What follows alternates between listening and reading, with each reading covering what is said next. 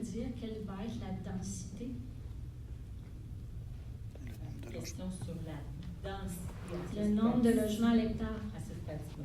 Si je peux répondre, écoutez, le promoteur va faire son projet selon les guides qu'on lui donne, hein, selon le concept qu'on lui donne. Après ça, on va pouvoir voir quelle est la densité de son projet, combien de logements à l'hectare il va avoir fait ou il va prévoir dans son projet. On a indiqué un nombre d'étages, mais il va rester au promoteur de faire son projet. Est-ce que ce que vous avez adopté en juin 2023 tient toujours, c'est-à-dire la résolution disait que ce serait un minimum de 100 logements à l'hectare. Est-ce que ça tient toujours? C'est sûr qu'aujourd'hui, on développe en densité, en plus grande densité que l'unifamilial avec des terrains de 500 mètres carrés, 5000 pieds carrés. C'est sûr que ça va être plus en densité. On avait indiqué 100 logements à l'hectare, puis on vise 100 logements à l'hectare. OK. Comme il y a quoi, à peu près... Question, Madame Marconi?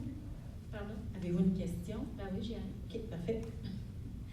Comme il y a à peu près quoi, 18 à 20 hectares qui vont être développés, là, si je vois bien, on peut parler d'à peu près 2000 logements. Autour de, oui, en effet. OK. L'autre question, c'était...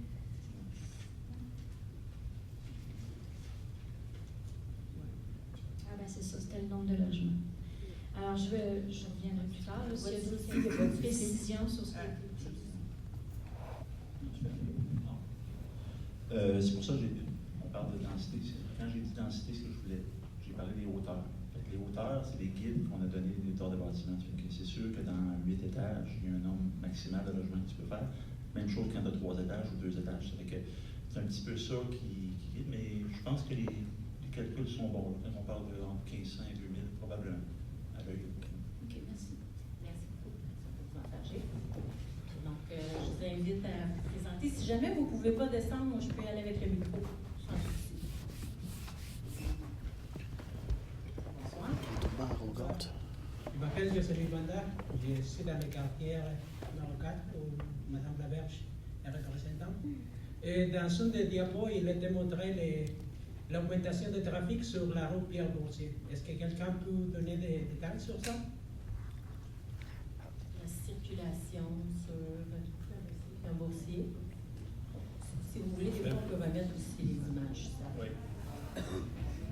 Pas indiqué d'augmentation, mais on comprend que la voie. Attendez juste un petit peu, on n'entend pas bien. Attendez juste un petit peu. Oui. On comprend qu'on préfère avoir une voie collectrice de ce développement-là qui va aller déboucher directement sur Pierre-Boursier pour être sûr que le monde ne passe pas par le quartier existant. Ça, c'est une chose. Et la deuxième chose que je voulais dire, c'est que les études de circulation devront être faites par le promoteur. Et puis, s'il y a des études suggèrent des aménagements particuliers, il va devoir les mettre en Est-ce que le PPU va donner des directives à ce sujet-là ou pas? Dans le plan de match, disons, dans le plan d'action, il est dit qu'il faut que le promoteur fasse certaines études, dont cette étude-là de circulation, effectivement. Mais il va avoir des directives, oui ou non?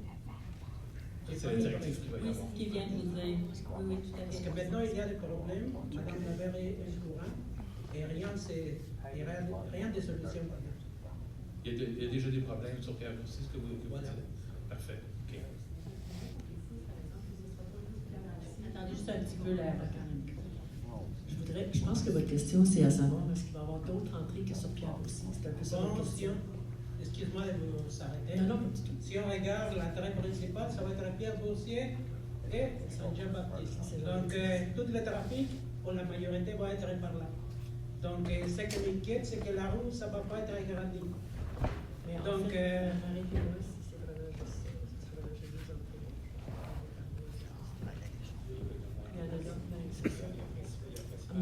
Moi, ce que j'ai comme information, c'est qu'il y a 2 autres entrées. Je ne les ai peut-être pas nommées, mais il y a 2 autres entrées. C'est sûr qu'on ne peut pas passer, tout le monde passer par Pierre-Boursier ou passer par Saint-Jean-Baptiste. il faut mettre des arrêts, c'est évident. des choses pour améliorer la circulation. m'attendre à voir. Puis vous attendiez à bien, puis si c'est normal que ça soit posé comme question, je vous conseille ça. Et vous attendez à ce que le promoteur ait des directives, puisqu'on a confirmé. Oui, les directives vont venir de l'étude de circulation. L'étude de circulation avec les ingénieurs, les directives, donc les recommandations vont venir de cette étude-là, qui va prendre en considération ce qui est existant, la circulation existante et la nouvelle achalandage projeté. Donc, s'il faut avoir, pardon, je vais vous approcher, si jamais il faut avoir une lumière rouge supplémentaire, bien, il y aura une lumière rouge supplémentaire. C'est ça, on va s'adapter en fonction de l'étude de circulation qui va être obligée, qu'on va exiger ici. Surtout qu'on va voir l'étude de circulation, on va mettre des moyens en place, il n'y a pas de doute. OK. Il y a une autre question, excusez. Dans notre diapo, il y a aussi une roue alternative qui pourrait aussi tomber dans le boulevard Pierre-Boursier. Bon, c'est pas la même. C'est pas la même. Elle vient, le petit pointillé noir, là, ça vient rejoindre la même rue qui va sortir à la même place. Oui. Il va y avoir une seule sortie sur Pierre-Boursier. Mais en face, on va y avoir aussi une grosse industrie, donc l'achalandage aussi va être grand. Si vous êtes d'accord, il y a déjà une sortie ou une entrée dans le secteur pour la rue du Puy. La rue du Puy est déjà existante.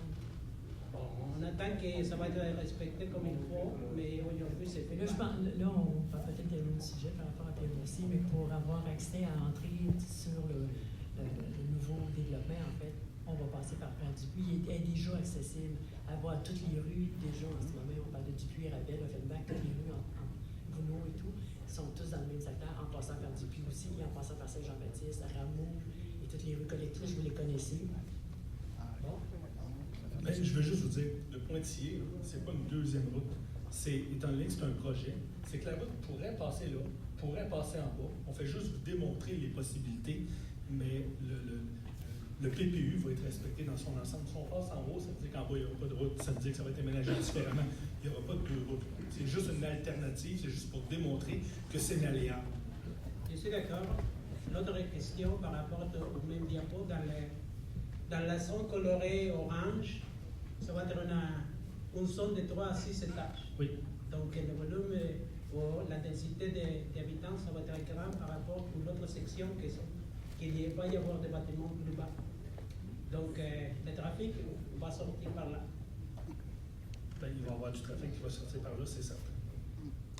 Mais je suis d'accord avec vous que c'était un projet tentatif ou un projet tentatif, mais si on regarde ça, et Saint-Jean-Baptiste, il y a plus d'opportunités pour recevoir l'augmentation du trafic, mais pas Pierre-Boursier.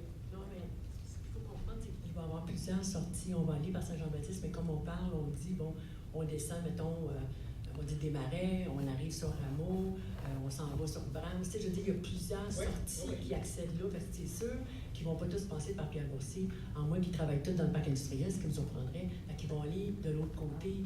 Vous comprenez? Oui, je vous comprends, mais maintenant, tout le monde qui va à Mercier ou Rivière de Mercier, il passe pour Pierre-Boursier parce qu'il n'y a pas une rivière, il n'y a pas de arrêt. C'est parce que là, c'est plus facile. Là, on parle des gens qui demeurent à Sainte-Martine, qui passent par Pierre-Boursier, ou les gens qui demeurent à Mercier, mais ça n'a pas rapport avec le nouveau développement. Ça, c'est un autre sujet. Oui, c'est associé au même sujet, madame. Pardon? C'est associé au même sujet. Mais d'une certaine... On entend votre préoccupation en lien avec la circulation. Je pense que ça a été bien, c'est bien entendu, bien reçu. Comme je vous dis, madame et monsieur, madame Labert et monsieur Allard sont déjà au courant de ces problèmes-là et on attend des réponses. Merci. Merci beaucoup. Merci à vous. Bonsoir. Bonsoir. On avait dit... Vous êtes madame? Catherine Vallée. Enchantée. Vous aviez dit que lors de l'atelier de travail, vous vouliez conserver un maximum de milieux naturels. Et puis là, dans le PPU, on voit que c'est 30 c'est pas, pour moi, c'est pas le maximum, c'est mon point de vue à moi. Ce que je vois, la zone avec les deux milieux humides, il y a la zone vert pâle bas, qui peut ou pas être construit ou qui peut ou pas être un milieu naturel. Il est où le 30% en fait dans qu'est-ce qui constitue le 30%? Et puis, une sous-question, parce qu'il faut faire attention à ce qui est un milieu naturel puis ce qui est du verdissement. Parce que si, là en bas de la rue Bizet, là, vous coupez ce qu'il y a là, toute la végétation, vous venez mettre du beau gazon, planter des beaux petits arbres, là, on ne parle plus nécessairement, on parle de verdissement. Là, c'est un milieu naturel, là, un vrai écosystème. Alors, il est où ce 30%? Est-ce que vous êtes sûr d'avoir un 30%? Parce qu'il y a une zone là qui a l'air à négocier entre le ministère de l'Environnement et le promoteur. La zone vert pâle, le monsieur nous a dit que... C'est pour l'emplacement. Pour l'emplacement, mais à ce moment-là, c'est pas... Il me semble que le PPU devrait encadrer aussi cette affaire-là aussi, là, pour avoir notre 30%. Est-ce que vous me comprenez? OK. Donc, est-ce qu'on a un 30%, même si on passe, fait ce petit chemin-là, où on vient diminuer? Peut-être juste quelqu'un avec le pointeur, juste pour préciser, là, pour qu'on ait tout le monde la même compréhension. C'est clair qu'il va y avoir 30%. C'est clair. Minimum. Donc, écoutez. Là, c'est 30%, on s'entend de milieu naturel conservé et pas de milieu naturel conservé à 15%, puis ensuite 15% de verdissement. Là, on ne parle pas de la même chose. Pour ça, le promoteur a demandé des autorisations au ministère de l'Environnement. C'est clair qu'on est capable d'identifier 2 humides, les 2 poches vert foncé, là, ils ne sont pas bleus, là, les 2. Oui, je comprends, je vois c'est quoi le milieu. Ça, ils sont comme faciles à identifier, celle-là. Mais ça se peut que le vert, il coule un peu dépendamment d'où sont les milieux humides. Il va y avoir 30%. Ça va être identifié. Préférablement, on va identifier ces milieux-là. On va identifier les poches boisées. C'est pour ça que Bizet, il y a un carré, parce qu'on identifie, il y a une poche boisée, là. Mais la poche boisée, elle va peut-être être courbe un peu, là. C'est pas un beau carré, tu sais, puis ça n'inclura pas presque rien d'intéressant. Il va y avoir 30%, il y a l'obligation, mais le vert peut bouger. Okay. Je ne sais pas si je... Donc, est-ce que dans le PPU, ça va être inscrit qu'il y a une nuance entre du verdissement et de la conservation du milieu naturel? Tout à fait. Tout à fait. Puis c'est clair pour le conseil, là, puis on l'entend, et nous le répète souvent. On veut protéger la canopée. C'était ma première question. OK, attention pour vous. Je vous invite. Bonsoir. Bonsoir, monsieur. Monsieur. J'avais une question. Je ne sais pas si on peut retourner à l'eau, vous êtes aussi. Ouest. Sur la rue Armstrong, il y a une partie de terrain là, qui est, je pense, qui est catégorisée comme espace boisé conservé, ça. Le patch qu'il y a là. Il y a comme 4-5 terrains qui longent Ravel au bout d'Armstrong qui appartiennent à quelqu'un d'autre qui n'est pas le promoteur. Le terrain... il y a 4 terrains.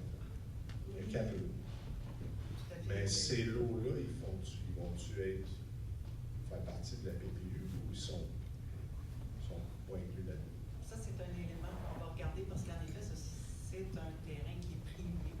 C'est un terrain qui contient un certain boisé, tout ça. Donc, c'est un élément qu'on va valider. Est-ce qu'on le conserve? Est-ce qu'on le met en conservation? Parce qu'il ne fait pas partie de la terre Faubert comme tel. Puis il va falloir qu'on discute qu'est-ce qu'on fait avec ce terrain. Fait qu'il n'y a rien décidé encore sur dans ce terrain. Non. Et je vous rassure, il va toujours. Il y a un petit bout qui appartient à la ville, puis en haut, à côté de chez nous. Ouais, il y a ça, un petit terrain qui est privé, qui est boisé. On doit le regarder comme il faut. Mais c'est privé.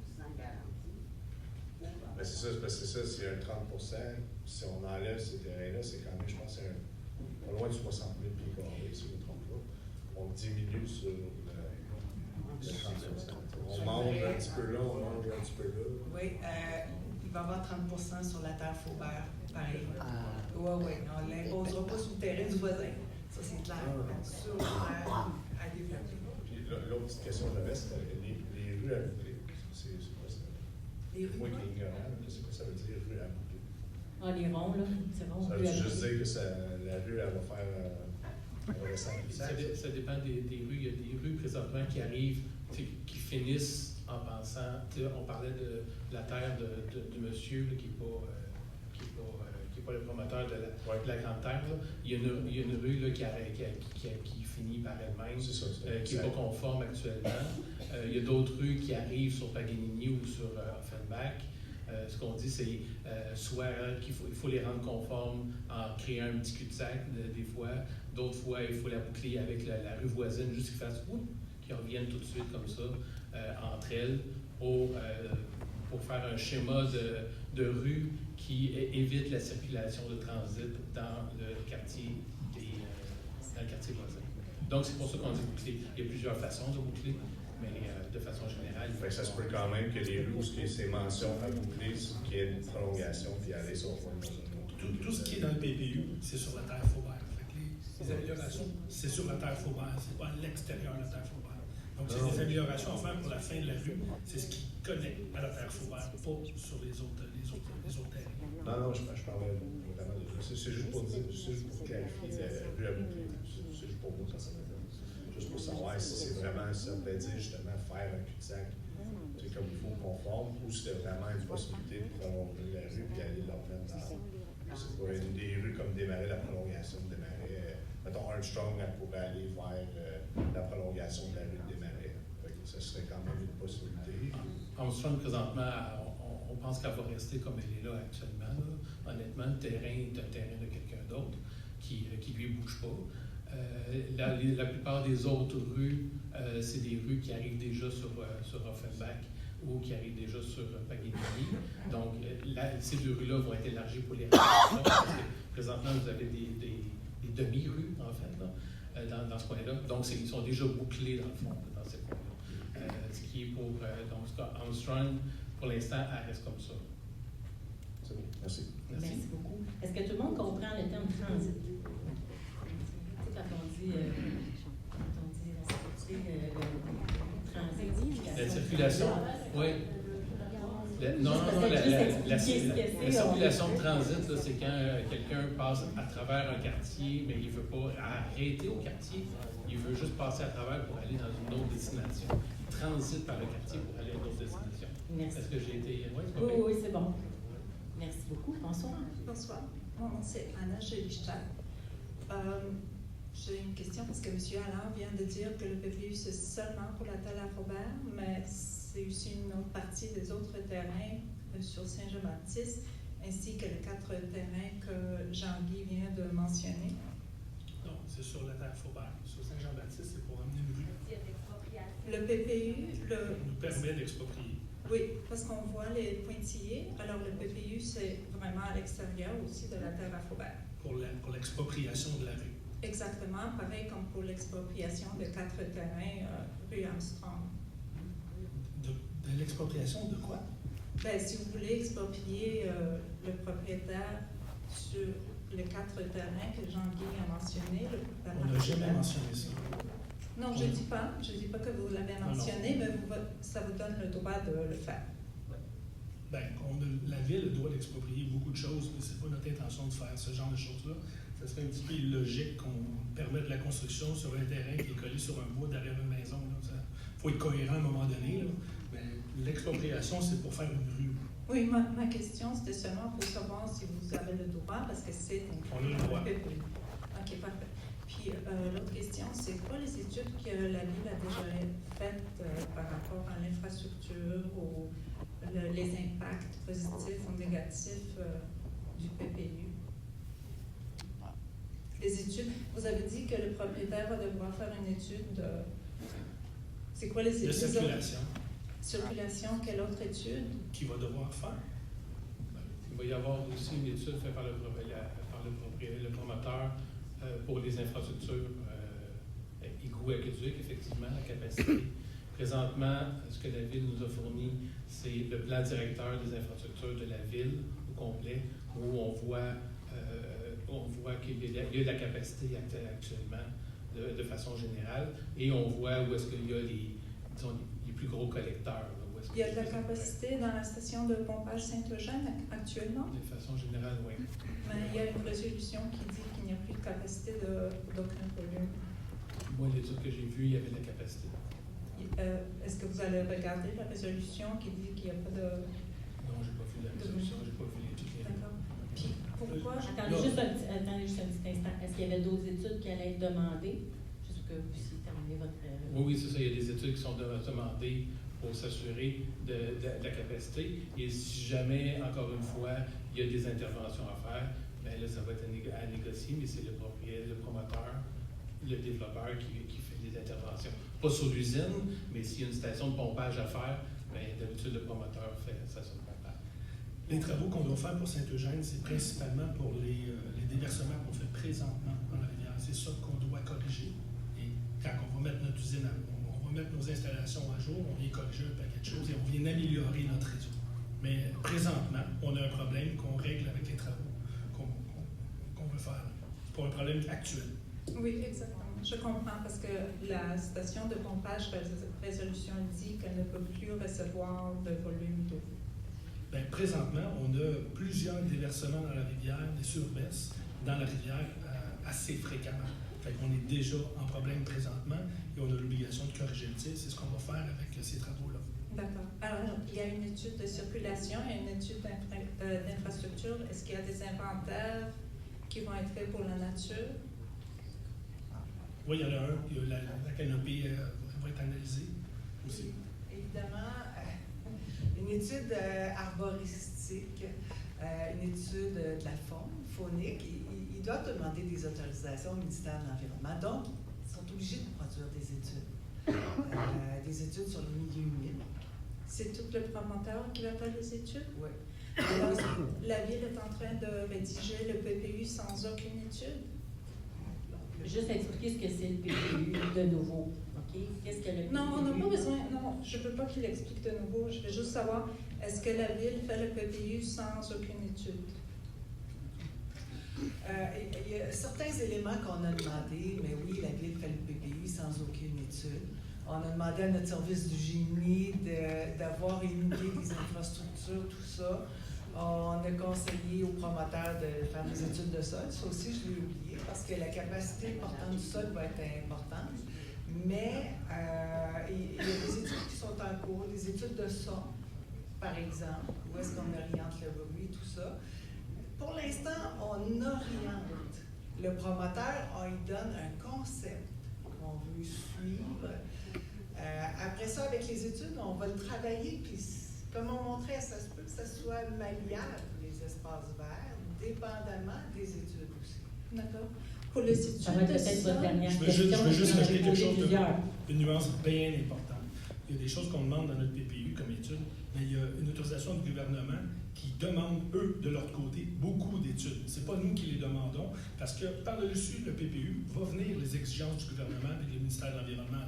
Nous, on y va avec ce qu'on a, puis le ministère, avec ses études, avec ses demandes, avec ses analyses, va venir rajouter une couche par-dessus notre PPU. C'est bien important. Il ne faut pas aller dire qu'il n'y aura pas d'analyse, qu'on le fait sans analyse. Il y a une portion qui appartient au gouvernement, qui doit contrôler, puis une portion qui nous appartient. Et nous, on la contrôle la nôtre, on laisse le gouvernement contrôler la leur, qui va venir se superposer à notre PPU. D'accord. Donc, des études, il y en a beaucoup, mais là, si vous voulez avoir la liste que le gouvernement du ministère de l'Environnement demande aux promoteurs, vous pouvez vous adresser à eux. Vont vous La Ville ne demande aucune étude aux promoteurs? On vient de vous le dire. L'infrastructure, les études super. On va juste attendre un petit peu. On va juste C'est entendre. le ministère. Attendez, M. le maire, on n'entendait pas votre réponse. OK. Nous, on a fait des demandes, comme Julie vient d'expliquer, mais le ministère de l'Environnement, qui va venir se superposer à notre PPU, lui aussi fait des demandes. Donc, il y a beaucoup de validation et de vérification qui se fait dans le cadre de ce projet-là. Et il y a le PPU et il y a les exigences et les orientations du ministère de l'Environnement qui viennent se superposer. Ce n'est pas seulement le PPU, mais il va venir une autre couche de demande du ministère de l'Environnement, c'est certain. Ah, d'accord, merci. Puis, est-ce que ça se peut que... Ça va être là. D'accord, Il n'y a pas de souci, vous pourrez revenir, il n'y a vraiment pas de souci. Bonsoir. Bonsoir. Laurent Laporte. Merci. Je remarque que ça semble diriger beaucoup de trafic sur la rue France. Madame, c'est une rue très résidentielle. Il y a une école au Harmony, juste au coin. Il va y avoir une autre école. Alors, déjà, il va y avoir quand même un certain trafic à certains moments. Et si vous dirigez du trafic par là, ça va changer la nature de la rue. Ça sera plus une rue résidentielle calme. On dirait que ça va devenir un boulevard. Est-ce que c'est ça votre intention avec cette lien véhiculaire prioritaire sur la rue? En fait, je peux répondre, mais c'est peut-être un peu, effectivement, c'est écrit comme lien véhiculaire. Là, et en fait, on avait mis ces deux liens-là en surbrillance qui, dans le fond, Brahms et Desmarais, parce que c'est des corridors scolaires. Fait que c'est vraiment pour renforcer les corridors scolaires puis garder ce lien-là avec le quartier visitant, parce que les enfants qui vont habiter dans ce quartier-là vont nécessairement aller à l'école anglophone ou francophone au bout de la rue. Donc, c'est important pour nous de vraiment consolider ça, de faire des corridors scolaires qui sont sécuritaires et tout ça. Donc, oui, c'est un prolongement de rue, mais c'est un prolongement de rue avec trottoir, avec des mesures de mitigation, avec vraiment pour le confort des écoliers, puis pour le transport actif d'abord et avant tout. Oui, ça va être un lien véhiculaire, mais ça ne sera pas un lien véhiculaire pour tous les villes. Ça va être un lien véhiculaire un peu compliqué. Fait que ça ne servira pas, comme on disait, de transit. C'est pas fait pour passer à travers le quartier. C'est vraiment pour le confort des écoliers, puis pour garder ces liens-là avec le quartier existant. C'est pour ça qu'on a choisi un peu ces rues-là pour déboucher dans le quartier. Attendez juste un instant, madame, si vous voulez venir poser une question, vous êtes bienvenue au micro. Si vous avez mentionné que vous allez, si j'ai bien compris, modifier les trottoirs ou quelque chose, est-ce que vous avez l'intention d'aménager cette rue d'une façon quelconque? De quelle façon est-ce que... Mais en fait, il y a déjà des trottoirs sur ces rues-là. Oui. C'est déjà des corridors scolaires. Le but, c'est juste de les prolonger dans le quartier. Fait que la partie, effectivement, qui sera dans Faubert va être encadrée par le PPU. Puis là, comme on vous a dit, on vous a fait un résumé vraiment rapide de ce qu'il y a dans le document, mais si vous allez consulter le document complet, il y a tous les balises d'aménagement, puis là, on explique vraiment quelle rue est plus a une vocation de prolongation, qu'est-ce qui est un corridor scolaire, comment on les aménage pour que ça soit sécuritaire, tout ça. Fait qu'il y a plus d'éléments qui sont qu'une flèche bleue. Là. Je comprends que c'était peut-être pas le meilleur de mettre juste un lien véhiculaire, mais c'est d'abord et avant tout des corridors scolaires. Là. Donc, c'est d'aménager ces rues-là. Est-ce que la rue sera réaménagée ensuite? Ça pourrait, mais ça fait partie des projets vraiment ville, là, quand on réaménage les rues. Là. Alors, l'objectif, c'est vraiment d'envoyer le trafic vers Saint-Jean-Baptiste. Désolé, monsieur. Oui, et c'est des boulevards. Hein, le but, c'est de diriger la circulation vers les boulevards. Les boulevards sont conçus pour accueillir plus de circulation que les rues locales. Le but, c'est que les gens ne passent pas dans les rues locales, qui ne sont pas conçues pour ça à la base, mais qui passent vraiment par les artères principales. Puis c'est ça, ces deux rues-là, c'est vraiment pour consolider les corridors scolaires. Parfait. Merci beaucoup. Bien, je vous remercie beaucoup. Allez-y, madame. Bonsoir. Je suis Réjeanne Bilodeau. Moi, j'ai une question. Ça a été un peu adressé au niveau des études, mais il faut comprendre le processus. Puis je pense que c'est pour le bénéfice de tout le monde qui écoute ce soir. La demande, ce qu'on appelle communément l'article 22, qui est la demande du promoteur au gouvernement du Québec, au ministère de l'Environnement, qui est débordé, qui a vraiment pas assez d'employés pour faire face aux demandes et tout. C'est toujours inquiétant de laisser dans les mains d'un promoteur, pas qu'ils sont de mauvaise foi, mais c'est eux qui vont payer pour les études de caractérisation du milieu. Alors, je trouve qu'on laisse la porte grande ouverte à plein d'opportunités de présenter un portrait sur l'équilibre naturel de l'environnement ici. Moi, je ne sais pas si je ne suis pas familière avec Châteauguay, mais si vous faites parfois des études de caractérisation, c'est quand même grand, votre ville, il y a sûrement des milieux à protéger. Ce serait peut-être une belle volonté. Tantôt, en préambule, je trouvais ça très bien quand il a été mentionné que vous aviez l'opportunité de faire un bel aménagement et que vous vouliez le faire, vous ne vouliez pas manquer l'opportunité de bien construire un développement.